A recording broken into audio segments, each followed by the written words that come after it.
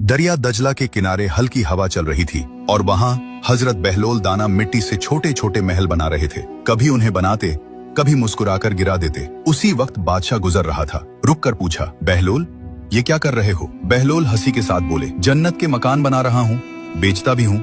बादशाह ने मजाक समझकर पूछा, कितने का? बहलोल ने कहा, सिर्फ 10 रुपया। बादशाह मुस्कुराकर चल दिया। थोड़ी देर बाद मलिका जुबैदा वहाँ से गुजरी। उन्होंने भी वही पूछा, बहलोल क्या कर रहे हो? बहलोल बोले, जन्नत का मकान बेचता हूँ। मलिका ने पूछा, कितने का?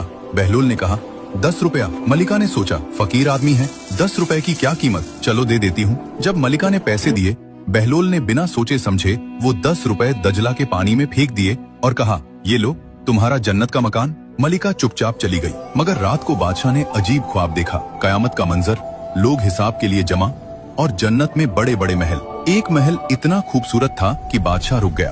दरवाजे पर लिखा था, मलिका जुबैदा का मकान। बादशाह ने अंदर जाने की कोशिश की मगर रोक दिया गया। उससे कहा गया, ये जन्नत का मकान सिर्फ मलिका के लिए है। दुनिया का रिश्ता अलग, आखिरत का हिसाब अलग होता है। बादशाह की आंख खुल गई, पसीना बह रहा था। सुबह मलिका से पूछा, तुमने कौन सा अमल किया था कि जन्नत में तुम्हारा महल देखा? मलिका हैरान होकर बोली, मैंने तो कुछ खास नहीं किया। हाँ, एक दिन दजला के किनारे से गुजर रही थी, बहलोल को महल बनाते देखा और मैंने उन्हें 10 रुपए दे दिए थे। बादशाह सर पकड़कर बैठ गया। वही बहलोल मुझे। दरिया दजला के किनारे हल्की हवा चल रही थी और वहाँ हजरत बहलोल दाना मिट्टी से छोटे छोटे महल बना रहे थे। कभी उन्हें बनाते, कभी मुस्कुराकर गिरा देते। उसी वक्त बादशाह गुजर रहा था। रुक कर पूछा, बहलोल ये क्या कर रहे हो? बहलोल हंसी के साथ बोले, जन्नत के मकान बना रहा हूँ, बेचता भी हूँ। बादशाह ने मजाक समझकर पूछा, कितने का? बहलोल ने कहा, सिर्फ 10 रुपया। बादशाह मुस्कुराकर चल दिया। थोड़ी देर बाद मलिका जुबैदा वहाँ से गुजरी। उन्होंने भी वही पूछा,